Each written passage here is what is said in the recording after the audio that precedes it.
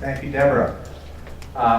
As I'm looking over my notes at this point, I keep knocking things out as they've been said, and believe it, and almost a lot of course, has already been said. But there are two things that sort of stand out to me, notwithstanding all the words that need to be we need to be reminded of.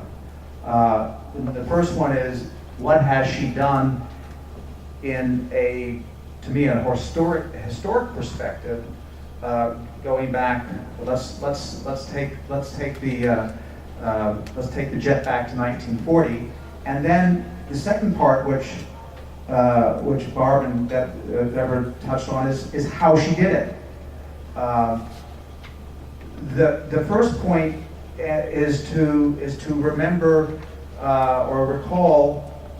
If we went back to 1940, we went back to the deliberations of the SEC as they were considering the 40 Act, and as Professor Arthur Levy points out to us, that this was done with study and reflection, as opposed to the other acts, which were done a little bit more quickly, and how they viewed the problem.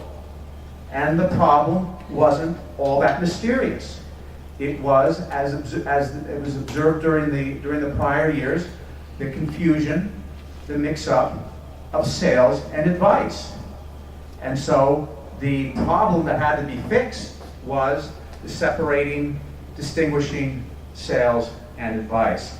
And I think that's when you look at the background of the 40 Act, and then as most recently, or as observed in the capital gains case of 1963, that point comes through very, very easily, that what the Act tried to fix was the issue of mixing up sales and advice. And of course, the way it was articulated then was much more poetic in a sense. One was to protect the public from fraud and misrepresentations of unscrupulous tipsters and touts. Boy, what a soundbite there, tipsters and touts. Can't get much better than that. And the other to protect bona fide investment advisors from the stigma of associating with unscrupulous members of the profession. And this was the sentiment, not just of the commission at the time, but of the investment advisory industry as outlaid in this report. So there we start in 1940, there it is reaffirmed in 1963, and now we get into our Back to the Future jet and come back to the second decade of this century. And what do we see? Flash forward 50 years to a few years ago, we see the finance sector in 2010 maybe at its zenith economically and politically, now at 9%, which it had been as recently as 1980 at only 5% of the GDP. And the second decade of this century, there is not so much industry talk about what? About removing conflicts to ensure we have unbiased advice, not so much outside of investment advisors, let me make that clear. Today, key voices, not all voices, in the industry are screaming from the mountaintops, have screamed from the mountaintops, as though people were listening to them about, and their opposition to the DOL rule was all about an imperative to what? Preserve choice, to preserve low costs for the industry, and most of all, to preserve advice for small investors. This is the voice of the industry as we know it in the last several years. These voices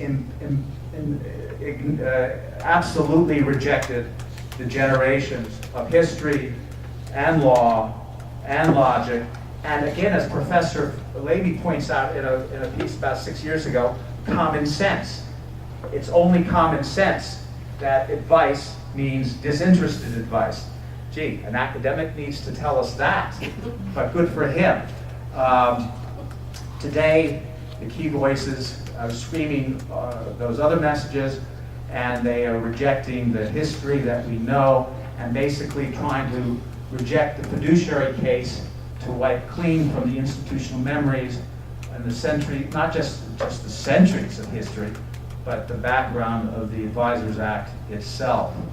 So I think there's a purpose of setting this historic perspective to fully appreciate exactly what's happened this year, and that the fiduciary case that Phyllis and her team made and the DOL relied on were principles most fervently espoused 76 years ago, or 50 years ago, or 40 years ago. And what is sometimes not given enough focus, I think, is to know what has happened in the last, and we can say whether it's 30 or 40 years ago, but the slide away from those principles.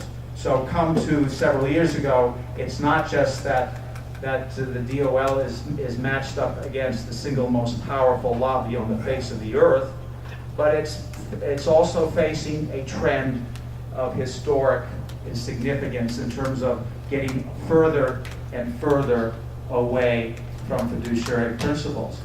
So the historic importance of the DOL rule must also be considered in terms of what the DOL rule has done to reverse this 30 or 40 year movement in regulatory compliance away from fiduciary to a point of actually, in some respects, I suggest if you look at where we are in some places, to actually encourage conflicts, to say that conflicts are okay. That's just the way it is. And I think that is part of the reality that needs to be also remembered. The historic importance must include reversing this movement, and by doing so, as I say, overcome the most influential lobby. In this sense, the DOL rule has not just beat the Super Bowl champion in that sense, it's altered the course of history. And that, I say, very few people can legitimately take responsibility for. Just one more quick note, and that is, it's not just what the DOL team and Phyllis did, but it's how it was done. And if you think about what fiduciary should mean on a personal level, it is got to be exemplified by what we saw from Phyllis, as she comported herself in public settings in very stressful circumstances over many years, suggests her natural fiduciary temperament. Modest, restrained, composed. I don't know how the heck she did it sometimes. I really don't. And that's just being honest for my part. Prone to give anyone but herself credit for any pluses, but then being the quickest person to suggest or to accept personal responsibility for any possible shortcomings. And of course, the sharp contrast is the other side. The other side was even better than Mary Poppins. If you look at the record, I don't think there's one place, that, at least I know, that I could recall, where there was a single shortcoming from the other side. It was sort of interesting along those lines. But anyway, while her continuous and heartfelt praise for her staff was something that everyone knows, Phyllis was just part of who Phyllis is. So on that note, what I'd like is to have Phyllis come down and have everybody from the DOL to come down and help Phyllis accept this award, and perhaps have a Kodak moment. Am I dating myself? To come down and accept the award right now.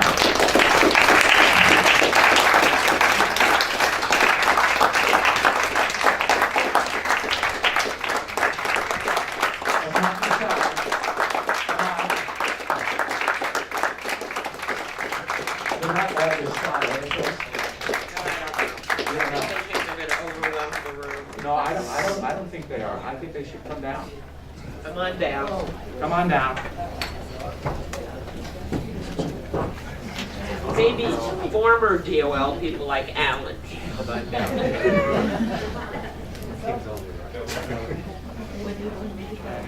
Where do I want you to go?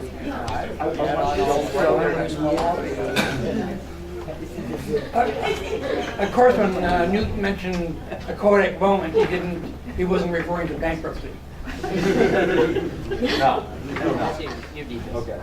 So, on behalf of the board of the Institute for the Fiduciary Standard and the nomination committee, I want to hereby present to you the 2016 Frankel Fiduciary Prize for all that you have done for investors everywhere and on the planet.